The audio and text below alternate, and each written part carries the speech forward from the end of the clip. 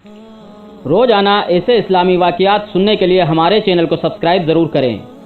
بسم اللہ الرحمن الرحیم۔ دوستوں، حضرت جابر بن عبداللہ انصاری کی روایت ہے کہ ایک انصاری نوجوان نے اسلام قبول کیا جس کا نام شالبہ بن عبد الرحمن تھا۔ یہ نوجوان رسول اللہ صلی اللہ علیہ وسلم کی خدمت کیا کرتا تھا۔ ایک مرتبہ رسول اللہ صلی اللہ علیہ وسلم نے انہیں کسی کام کے لیے بھیجا تو انہوں نے گزرتے ہوئے ایک انصاری کے گھر جھانک لیا تو اندر ایک عورت غسل کر رہی تھی۔ اب اس نوجوان کو خوف لاحق ہوا کہ کہیں ایسا نہ ہو کہ میری اس حرکت کی رسول اللہ صلی اللہ علیہ وسلم کو بذریعہ وحی اطلاع ہو جائے، لہٰذا خوف شرمندگی کے باعث وہ واپس بارگاہ رسالت صلی اللہ علیہ وسلم میں حاضر نہ ہوا اور وہاں سے بھاگ کر مدینہ کے پہاڑوں میں جا کر چھپ گیا۔ جب اسے غائب ہوئے 40 روز گزر گئے تو حضرت جبرائیل علیہ السلام نازل ہوئے اور فرمایا، اے محمد صلی اللہ علیہ وسلم، آپ کا رب آپ کو سلام کہتا ہے اور یہ کہ آپ کی امت کا ایک شخص ان پہاڑوں کی اوٹ میں چھپا مجھ سے پناہ کی درخواست کر رہا ہے۔ رسول اللہ صلی اللہ علیہ وسلم نے حضرت عمر فاروق رضی اللہ عنہ اور حضرت سلمان فارسی رضی اللہ تعالی عنہ سے فرمایا کہ تم دونوں جاؤ اور اس نوجوان سالبہ کو تلاش کر کے میرے پاس لاؤ۔ یہ دونوں حضرات مدینہ منورہ سے ان پہاڑوں کی طرف تلاش میں نکلے تو راستے میں مدینہ منورہ کے زفافہ نامی ایک چرواہے سے ملاقات ہوئی تو اس سے پوچھا کہ کیا تم نے ان پہاڑوں کے دامن میں سالبہ نامی کسی نوجوان کو تو نہیں دیکھا؟ اس نے کہا کہ شاید آپ لوگ جہنم کے ڈر سے بھاگے ہوئے نوجوان کے بارے میں سوال کر رہے ہیں۔ ان حضرات نے کہا، تمہیں کیسے معلوم ہوا کہ وہ جہنم کے ڈر سے بھاگا ہوا ہے؟ چرواہے نے کہا، وہ اس لیے کہ جب آدھی رات گزرتی ہے تو اپنی پیشانی پر ہاتھ رکھے پہاڑوں کے دامن سے نمودار ہو کر اس طرح صدا لگاتا ہے کہ اے کاش تو میری روح کو بھی روحوں میں قبض کر لیتا اور جسم کو جسموں میں، اور مجھے فیصلے کے دن کے لیے مؤخر نہ رکھتا۔ حضرت عمر رضی اللہ تعالیٰ عنہ نے فرمایا، ہاں ہم اسی نوجوان کی تلاش میں ہیں۔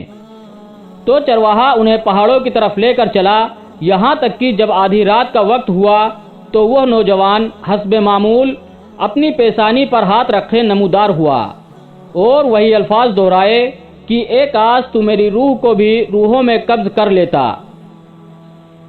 اس دوران حضرت عمر رضی اللہ تعالی عنہ نے جھپٹ کر اسے گود میں اٹھا لیا تو اس نے پوچھا کہ رسول اللہ صلی اللہ علیہ وسلم کو میرے گناہ کے بارے میں معلوم پڑ گیا ہے؟ فرمایا، یہ تو مجھے معلوم نہیں، البتہ کل شام آپ صلی اللہ علیہ وسلم نے تمہیں یاد کیا ہے، پھر مجھے اور سلمان کو تمہاری تلاش میں بھیج دیا کہ جاؤ سالبہ کو ڈھونڈ کر لاؤ۔ اس نے کہا کہ پھر ایسا کرو، مجھے اس وقت بارگاہ اقدس میں لے چلو جب آپ نماز پڑھ رہے ہوں۔ حضرت عمر فاروق رضی اللہ تعالی عنہ اور سلمان فارسی رضی اللہ تعالی عنہ اس کو ساتھ لے کر چلے اور پیچھے سب میں کھڑا کر دیا۔ سالبہ نے جب حالت نماز میں رسول اللہ صلی اللہ علیہ وسلم کی تلاوت سنی تو بے ہوش ہو کر گر پڑا۔ سلام کے بعد جب رسول اللہ صلی اللہ علیہ وسلم نے ان حضرات سے سالبہ کے بارے میں پوچھا تو عرض کیا گیا، یا رسول اللہ صلی اللہ علیہ وسلم، یہ رہا سالبہ۔ رسول اللہ صلی اللہ علیہ وسلم نے اسے بلایا تو وہ ہوش میں آ گیا۔ آپ نے فرمایا، تمہیں کس چیز نے مجھ سے غائب کر دیا تھا؟ عرض کیا کہ میرے گناہ نے یا رسول اللہ صلی اللہ علیہ وسلم۔ آپ نے تسلی دی اور اسے اپنے گھر جانے کا حکم فرمایا، جس کے بعد یہ نوجوان 8 روز تک بیمار پڑا رہا۔ اطلاع ملنے پر حضرت سلمان فارسی رضی اللہ تعالی عنہ بارگاہ رسالت صلی اللہ علیہ وسلم میں حاضر ہو کر عرض گزار ہوئے، یا رسول اللہ صلی اللہ علیہ وسلم، احساس گناہ نے سالبہ کو بیمار کر ڈالا۔ رسول اللہ صلی اللہ علیہ وسلم نے فرمایا، چلو ابھی سالبہ کی عیادت کریں۔ آپ اس کے پاس تشریف لائے اور اس کا سر اپنی گود میں لے لیا۔ آپ صلی اللہ علیہ وسلم نے فرمایا، اس وقت تم کیا محسوس کرتے ہو؟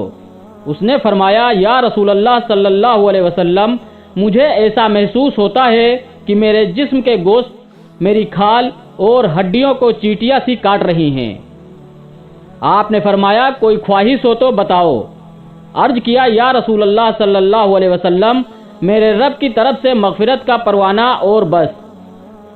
حضرت جبرائیل علیہ السلام نے نزول فرمایا اور حکم سنایا، اگر میرا یہ بندہ زمین کی مقدار بھر بھی گناہ کرتا تو میں اسے مقدار میں اپنی رحمت اور مغفرت کے ساتھ اس کا استقبال کرتا۔ جب رسول اللہ صلی اللہ علیہ وسلم نے ثعلبہ کو اللہ کا یہ پیغام دیا تو اس نے ایک چیخ کے ساتھ جان دے دی۔ رسول اللہ صلی اللہ علیہ وسلم نے ثعلبہ کی تہجیج و تدفین کا حکم فرمایا اور نماز جنازہ کے بعد اسے لے کر نکلے۔ ہم نے دیکھا کہ رسول اللہ صلی اللہ علیہ وسلم چلتے ہوئے انتہائی احتیاط کے ساتھ پورا پاؤں زمین پر رکھنے کی بجائے پنجوں کے بل چل رہے تھے۔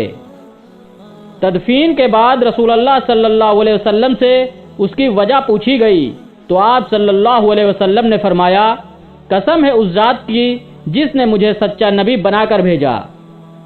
وجہ یہ تھی کہ ثعلبہ کے جنازے کے ساتھ چلنے کے لیے آسمان سے اس قدر فرشتے نازل ہوئے کہ زمین پر پاؤں رکھنا مشکل تھا۔ جزاکم اللہ خیر۔